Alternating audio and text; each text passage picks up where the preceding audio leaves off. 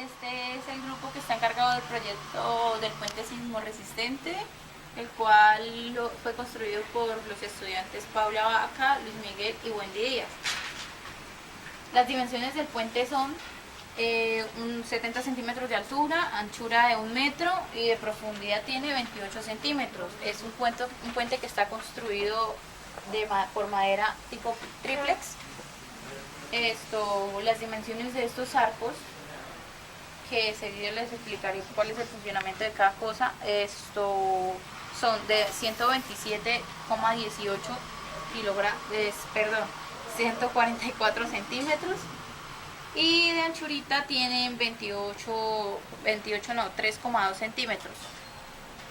El puente tiene como fin, aparte de resistir, en sismos, también de que lo que haga sea cerrarse cuando llega a su peso máximo, cuando los vehículos ya tengan cuando el puente tenga la carga máxima, lo que hace es que estas cositas se activan, cierran el puente para que se desocupe y vuelva otra vez a su flujo vehicular normal.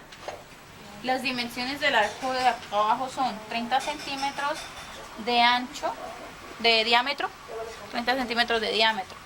El puente tiene una resistencia en peso de 127,18 kilogramos, y este puente lo que hace es que resista sísmicamente y también cuando llegue al peso. Seguido de la explicación de esto, Paula Vaca les explicará la parte de circuitos, que es lo que hace que el puente se active para que se pueda soportar.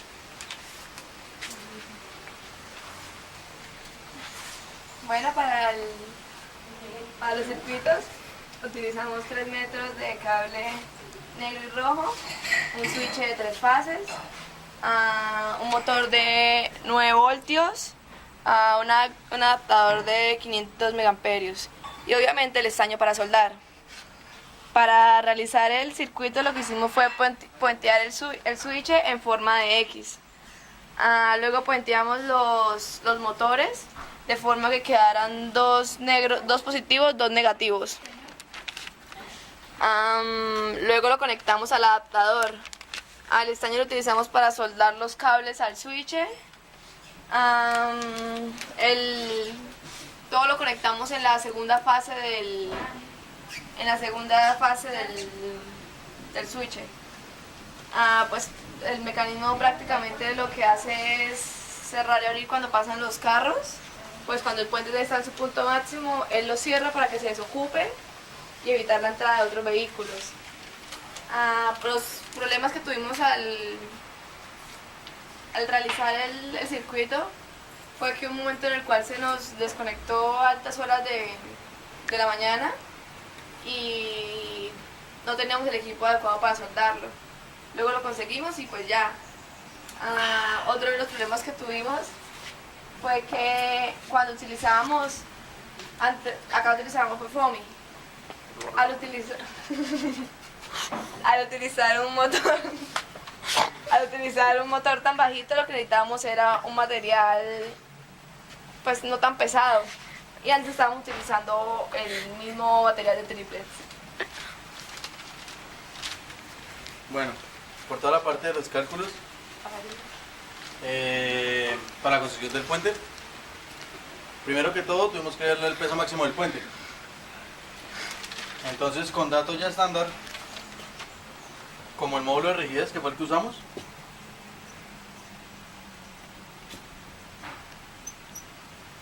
que se conoce con la G mayúscula, es igual, de la madera triplex de pino, que fue la que usamos, es de 816 kilogramos sobre centímetros cuadrados. Entonces, con base a este valor y el planteamiento de esta fórmula, que la original es que el módulo de rigidez es igual al peso máximo que acepta pues ese material por 3 veces, que es una constante, por la longitud del material que se está usando, por 2 veces la base por la altura al cuadrado. Haciendo el despeje, porque esto lo tenemos, esto también, hacemos el despeje del peso máximo, que es lo que estamos buscando. y reemplazando valores nos da que el peso máximo de la estructura, pues del material, es de 127,78 kilogramos. Este valor nos quiere decir que ese es el peso máximo que nos va a aceptar el puente sin que colisione, ya que todo el puente está hecho a base de ese material. El único material adicional a ese son estos cables que generan la tensión y el repartimiento de energía en la parte superior del puente, en los arcos. Después de ese cálculo, hallamos una fórmula para representar el sistema de la palanca que corta el flujo de carros cuando el peso máximo está en la mitad del puente. Entonces ese dispositivo nos marca una fórmula. Después de sacar datos, después de medir tiempos con el recorrido de tantos ángulos, es decir, de acá, desde el eje horizontal hasta el vertical, nos marca 90 grados. Y ese movimiento, cuando activamos el sistema, nos dura un segundo. Entonces hicimos bastantes estudios así, midiéndolo en diferentes ángulos, y sacamos esta fórmula. Que el ángulo va a ser igual a 90 por el tiempo. Reemplazando valores, como el que les dije que daba un segundo cuando era 90 grados, nos daría 90 sobre 90 despejando es igual al tiempo, es decir que el tiempo sí es igual a un segundo. Con base a esa fórmula que planteamos acá, nosotros quisimos hallar la velocidad con la cual el dispositivo funciona. Entonces derivamos esta fórmula de distancia, ya que el ángulo es una distancia. Entonces la derivada del ángulo con respecto al tiempo nos va a dar igual a 90. Es decir, que la velocidad angular va a ser igual a 90 radianes sobre segundos. Para dar una velocidad lineal sobre el movimiento del dispositivo, decimos que la velocidad angular es igual a la velocidad lineal sobre el radio. Es decir, que despejando la velocidad lineal va a ser igual a 90 radianes sobre segundo por el radio de la palanca del dispositivo, que es 0,6 metros. Entonces eso nos daría que la velocidad lineal es 54 metros sobre segundos.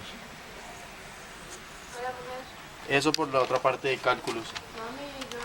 Más allá de cálculos y pues por más cálculos que se tengan, hay que empezar a hablar sobre toda la actividad tectónica que puede sufrir el puente. Entonces eso se empieza más pues por el piso, por las bases. Nosotros hicimos de cuenta que esta base que pusimos en la parte inferior del puente es del suelo ideal, y el suelo ideal se conforma por limo, arena y arcilla, un 40% de limo, un 40% de arcilla y un 20% de arena. Eso da una compactidad en el suelo para bajo cualquier falla, pues es el que más resiste, el más resistente y el más ideal. Para eso hay que hacer un estudio granulométrico, hay que hacer un estudio al suelo, hay que mirar qué tipo de falla es, claramente. Como dije anteriormente, es el suelo ideal para soportar cualquier tipo de falla. Pues para ese caso, pues para esos problemas tienen que ver las fallas.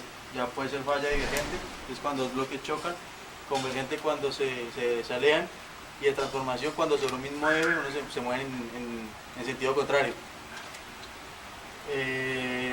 También se tiene que ver que la construcción del puente se realice lejos de una zona de subducción, para que no haya levantamiento de tierra y para que no haya reciclaje de material, que es lo que sucede en la parte inferior, y eso nos cambiaría toda la base del material. Eso hablando todo bajo el nivel de la tierra, a lo que llaman litosfera, y todo hacia abajo, hacia el manto. Y para hablar del material que usamos,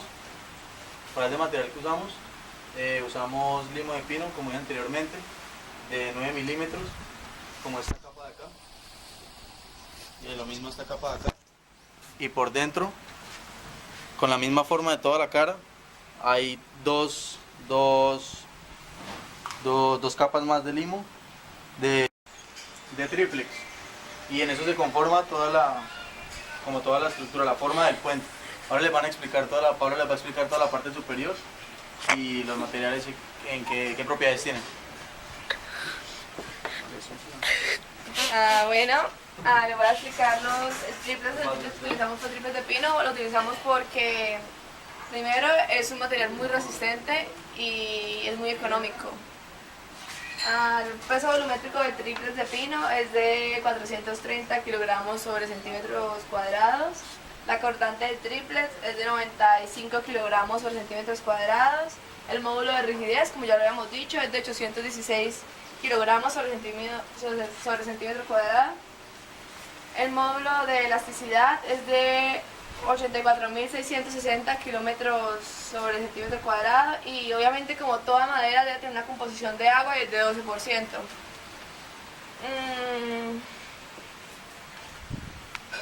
Pues cuando estábamos observando lo de las posibles fallas del proyecto, pudimos visualizar en esta parte, pues, si podemos acercar un poquito, esa parte que es muy delgada. Entonces, al momento de que los carros pasaran, se iba a ejercer cierta flexión.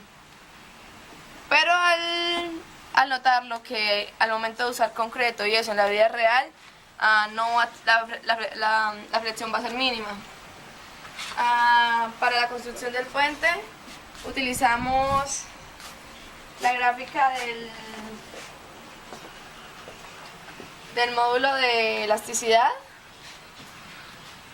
que pues es algo más o menos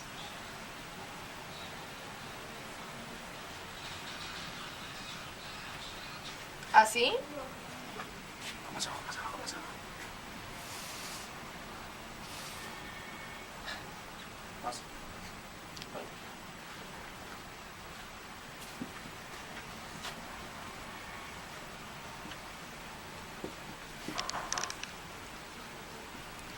Bueno, acá más que todo acá les voy a explicar por qué utilizamos la estructura de arco, y fue porque, bueno, los antiguos griegos fueron los que la diseñaron, pero con piedras.